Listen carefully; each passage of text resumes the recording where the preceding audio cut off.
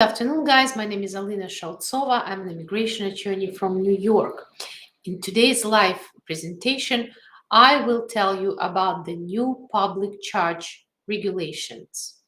These public charge regulations are going to be published tomorrow, changing a bit the way DHS is considering whether or not an applicant for a visa or adjustment of status is likely at any time become public charge. There is a history of litigation with regard to this particular issue you may be aware of.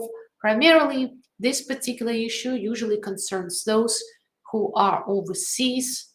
That's just the way the practice shows.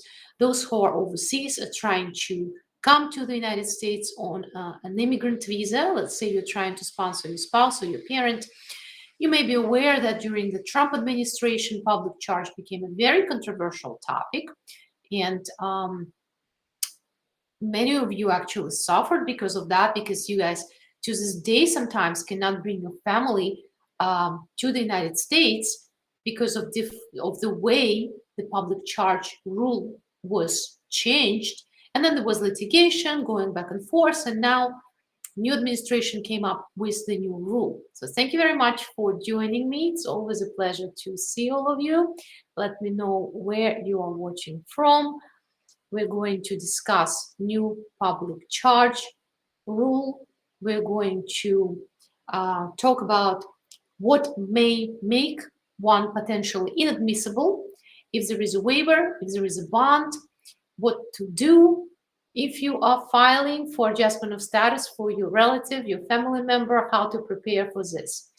Now, I need to tell you that the rule is going to go into effect 105 days after its publication. Currently, it is set to be published tomorrow. So 105 days from tomorrow is going to be, what, about 3 months or more? It's placing us in December, right? So I think it will be a good idea for you guys to just get ready for that if you believe it may affect you. Will a lot of things be changed? You tell me. I think yes. So let's start.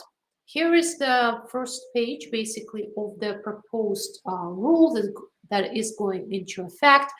Overall, the document contains 455 pages, and it includes comments from the public. It includes history of the public charge rule, and we're going to focus on something that's important for us. So how the standard of the public charge is going to change? Well, basically, what's going to happen is that when somebody is filing for adjustment of status or a visa, USCIS has to determine if that person at any time is likely to become public charge or use cash assistance or be a subject of long-term institutionalization in the United States at the government expense. This is what you will be tested against, all right? Whether or not you would try to get cash assistance, very important, cash assistance, or you will require nursing, institutionalization at the government expense, or some sort of other program at the government expense that assumes long-term care over you. According to this rule, a totality of circumstances is going, a test of totality of circumstances is going to be used. Person's age, health, family status, assets, household income, education, skills will be taken into consideration, as well as current and past acceptance of cash benefits, only cash benefits. Now, the rule goes into depth explaining that if your family member received cash benefits and you as a beneficiary, potential beneficiary of the adjustment of status, this is not going to be counted against you. Specifically, for example, there is a family of immigrants and they have children, and sometimes those children are going to receive some cash assistance because they're entitled to it as as US citizens. So from what I understood from this rule, acceptance of the cash benefits on behalf of those children, for those children, is not going to make one inadmissible. It's very, very important. Another important point that this new rule is making is that disability by itself is not going to immediately put you in the bracket of that person who may need assistance. It's very, very important. Okay, disability on itself. However, other factors are going to be taken into consideration. For example, family size. You know, in some places it's customary to have a lot of children, and apparently this may be taken against you. Okay, it may be taken against you, which is of course troublesome. Interestingly enough, the rule mentions that affidavit of support will have favorable determination. They phrase it a little bit differently, but from what I understood, it's not going to be the only factor that consul or USCIS officer are going to take into consideration when they determine whether or not you are inadmissible. The good thing, for example, is that when they will be looking at the health factor, they will be looking at your medical exam only, from what I got from those 455 pages, which is, of course, much more restrictive than the rule that Trump administration was trying to put in. And actually, they did use that new rule, new regulation, new way they were looking at the public charge for a short period of time. Some of you probably still have that PTSD from something called Declaration of Self-Sufficiency, where you would have to spell out all your life for the government to decide what they're going to do with you. One more thing. This rule is going to determine household size as such. It will be a person who is the sponsor. It will be their spouse, parents if they're residing with, siblings if they're residing with, children under 21 if they're residing with you, automatically become part of your household size. And anybody who is claiming you as a dependent or you claim as a dependent. Very interesting. I met households where our parents, for example, reside technically in the same house but file separate tax returns. I am eager to see what's going to happen in those situations. Now, some people obviously will be considered inadmissible because of this rule, but the government may authorize a waiver to be granted for them in national interest. And for some people, there will be something called cash bond, minimum of $1,000. For example, again, the rule doesn't spell out everything, but it says that if somebody is found to be inadmissible, the DHS officer, representative, or consul may consider for them a cash bond, amount of money that you are going to give to the government, that they will use, I guess, if something goes wrong with you, and you will apply for public benefits in the form of a cash assistance. Very, very important. They're talking about SSI and TANF. So that's where we stand right now, 105 days, and you better get ready. I have to say that the rule is more broader rather, right, than I expected this to be. The totality of the circumstances worries me a little bit because affidavit of support is no longer going to be the primary means when you are, it seems this way at least, when you are being tested against likely to become at any time public charge. And of course, what also matters is the actual implementation of the rule. Are they going to change the form I-864? Will there be additional declarations that a person will have to submit? We will see. I really do not know answers to those questions. Maybe somebody does know. The point is, if you are aware, you can prepare, right? You can prepare and hopefully avoid something potentially very costly, painful, and so on and so forth. So that's where we stand with that new regulation. So as you see, the Biden administration is not totally liberal. They do use some points that the Trump administration came up with, specifically these factors and everything else. And of course, the regulation that is currently in place, it's not a real firm regulation. It was something in the meantime, something temporary that was issued in 1999. And now there is this new rule that was drafted.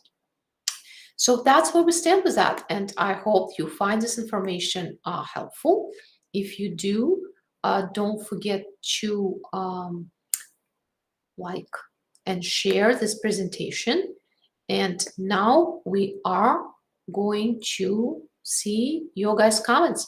If you have some comments, I'll be very happy to share my thoughts on them and of course answer your questions. Hi Habib, hi Rafat, hi Malik. Thank you guys for watching. Hi James, hi Kishan, hi John, hi Jean. How can I help? Let me remove this agenda thing from our thing.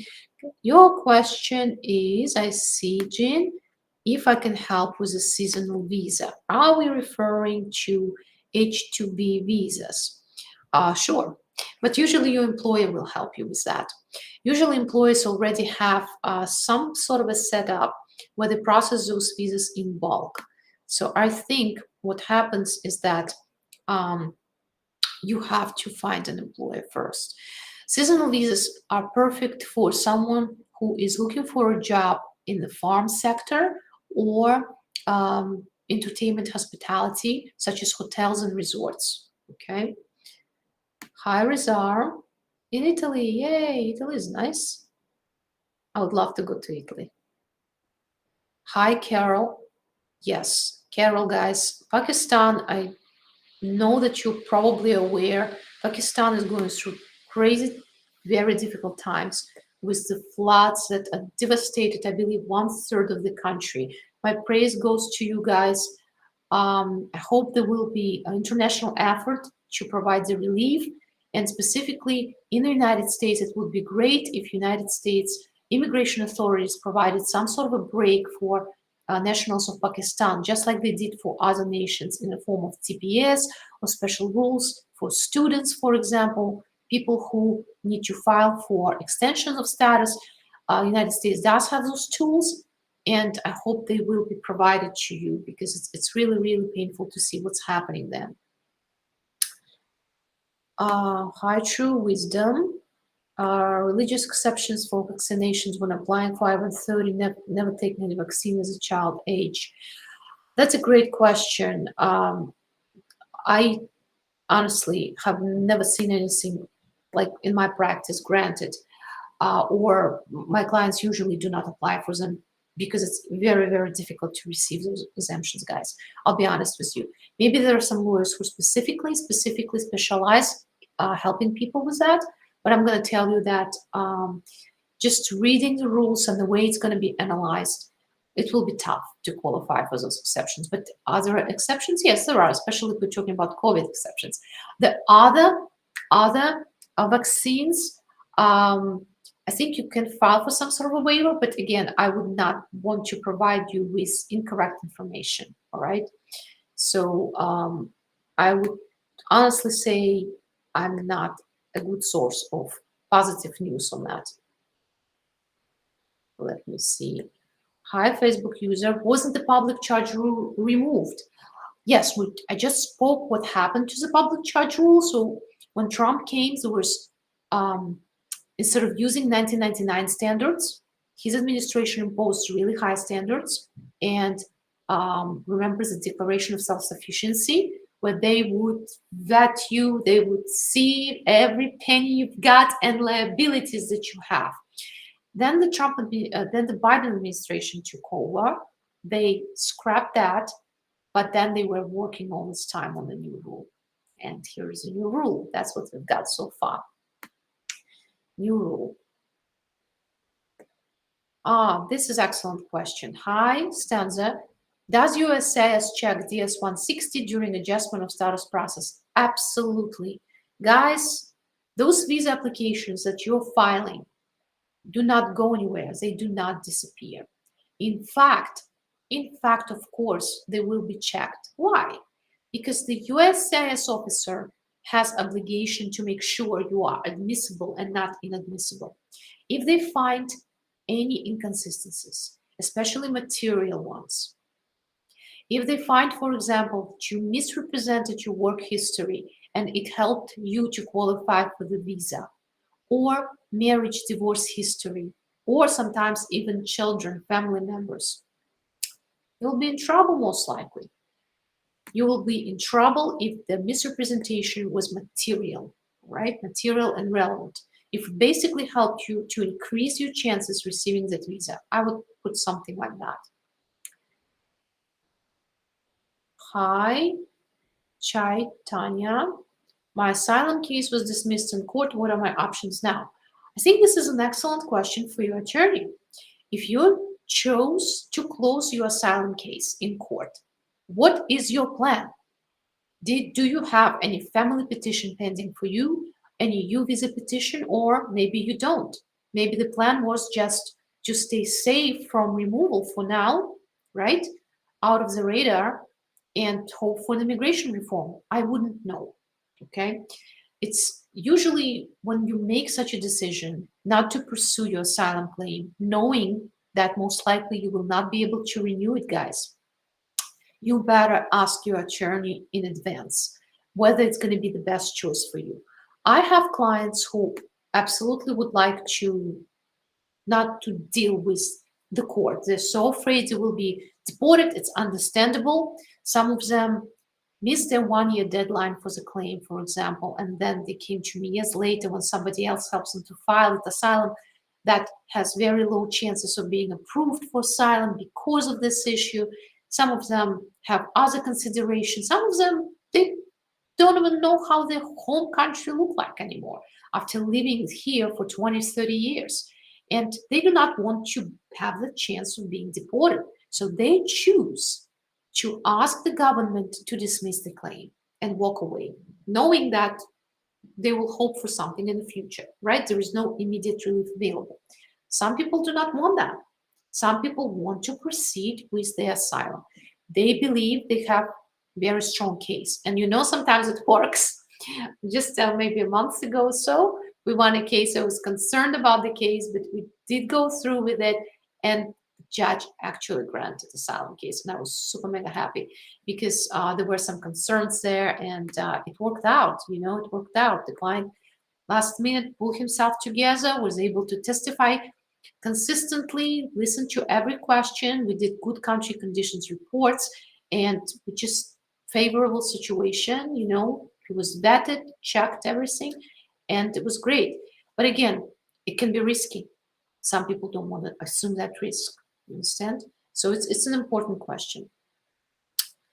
Okay. Hi, Bardul. Can you please tell me how long it takes to get I-130 approval for Bangladesh? Whether for Bangladesh or some other country, it depends. First of all, who is filing I-130 for who?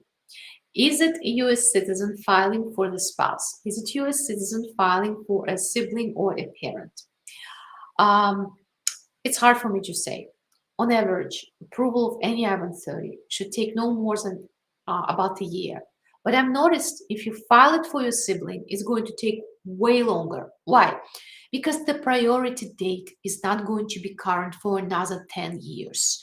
And USCIS is taking its time. So it really, really depends on what's going on. I would say if it's a marriage-based case, it should take no more than a year.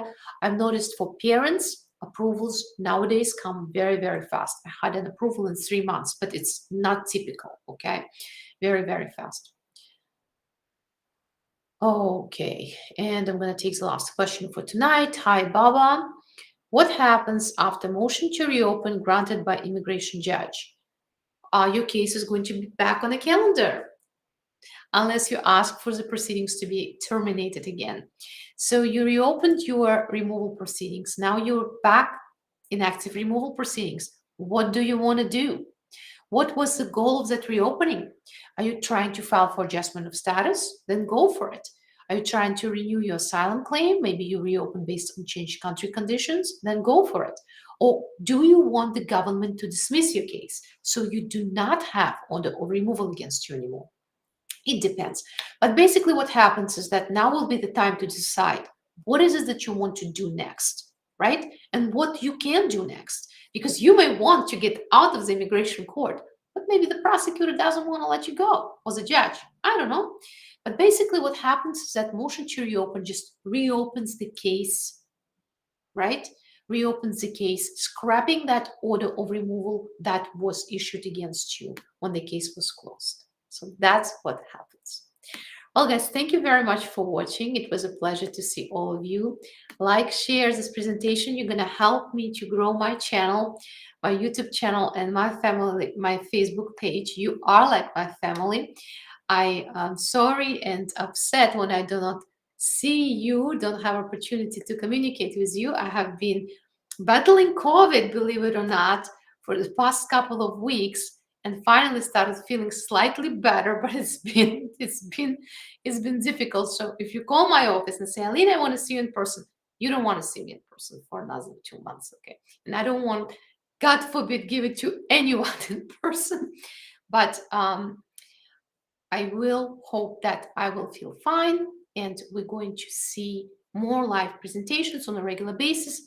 So please stay in touch, sign up for the channel, like, share the Facebook, ask your questions. Always a pleasure and an honor to help you guys.